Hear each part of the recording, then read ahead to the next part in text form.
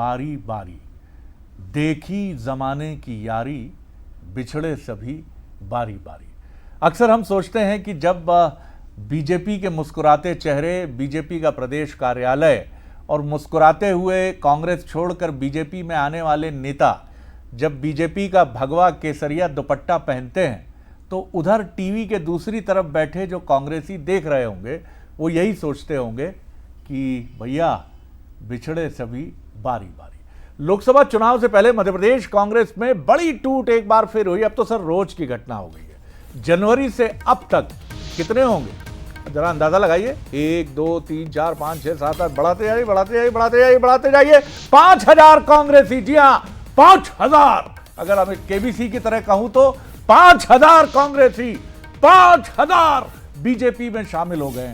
इनमें 10 पूर्व एमएलए हैं, नेता कार्यकर्ता हैं और इन सब ने कांग्रेस को कहा गुड बाय, छोड़ दी कांग्रेस। एक मौजूदा महापौर हैं, पूर्व केंद्रीय मंत्री हैं, 2 पूर्व सांसद हैं, 10 पूर्व विधायक हैं, 14 पूर्व और वर्तमान जिला अध्यक्ष हैं। कौन नहीं जो बचा हुआ है? कोई नहीं बचा ही सर, सब आ रहे हैं इधर। आज 2 दिग्गज और बीजेपी में शामिल हुए। इनके नाम है, मालवा से आते हैं, पंकज संघवी और अंतर सिंह दरबार। ये बीजेपी में शामिल हो गए।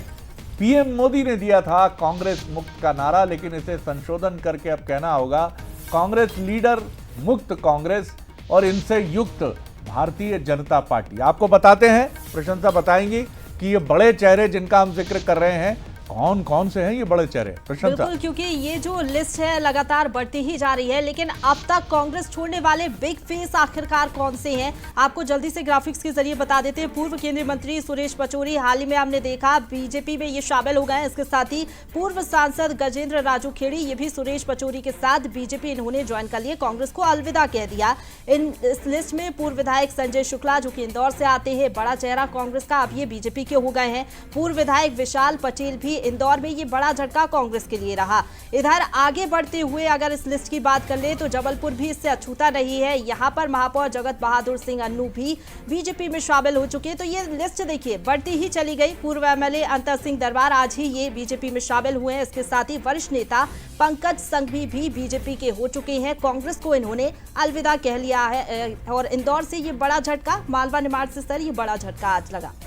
बिल्कुल, तो काफ़ी कांग्रेस के लिए ये चुभने वाली बात है और भारतीय जनता पार्टी के लिए मुस्कुराने की बात है। और कोई दिन नहीं जाता है जब हम देखते हैं कि बीजेपी कार्यालय में सीधे रुख करते हैं हमारे executive editor political affairs Manoj Saini का। मनोज जी, एक और राज कपूर साहब की फिल्म है जिसका नाम तो मुझे ध्यान नहीं है शायद, लेकिन गाना बड़ा दिलचस्प है कि एक दिन बिक जाएगा माटी के मोल।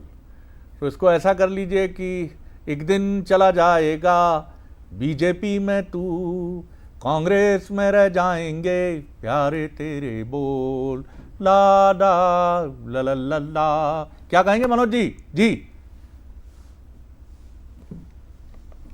शरद जी, आपने कहा तो मैं एक शायरी सुना देता हूँ। कहा है, गालिब ने कहा था कि तुम्हें गैरों से कब फुर्सत, हम अपने गम से कब खाली, चलो अच्छा हुआ मिलना, ना तुम खाली ना हम खाली। कुछ यही स्थितियां हैं इस समय, क्योंकि कुछ लोग तो गम में भी डूब रहे होंगे जिस तरह भारतीय जनता पार्टी में आने का सिलसिला लगा हुआ है। और आज भी हमने देखा करीब करीब 400 के लगभग कार्यकर्ता, 2 बड़े नेता पंकज संघवी और अंतर सिंह दरबार, दोनों मालवा से आते हैं। कैलाश जी की बड़ी महत्वपूर्ण भूमिका रही, डॉक्टर नत्थो मिश्रा की बड़ी महत्वपूर्ण भूमिका रही और दोनों आज ज्वाइन कर लिए। मालवा से ही डॉक्टर मोहन यादव भी आते हैं।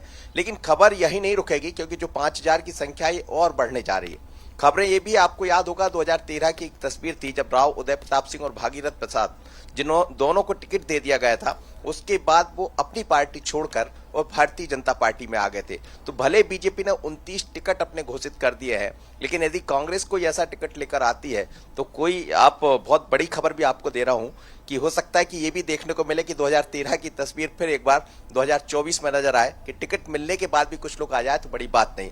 और ये चिंता कांग्रेस के भीतर भी होगी, लेकिन भारतीय जनता पार्टी इस तक की तैयारी में लगी। तो ये सिलसिला अभी रुकेगा नहीं, आने वाले दिनों में कई तरह की चीजें दिखाई देने वाली। ये सीधा है मनोबल गिराना सामने वाली पार्टी का, विपक्ष का, और अपने कार्यकर्ताओं का मनोबल बढ़ाना। लेकिन वो कितना बढ़ेगा ये चुनाव में समझ आएगा, क्योंकि 163 सीटें लेकर विधानसभा में तो ये समझ आया था कि कांग्रेस के कार्यकर्ता भले बीजेपी में आए हो, उन्होंने उनका स्वागत किया था। क्या लोकसभा में भी ऐसा होगा? बिल्कुल आपने सही कहा मनोज, लेकिन बड़ा ही दिलचस्प ये पूरा मसला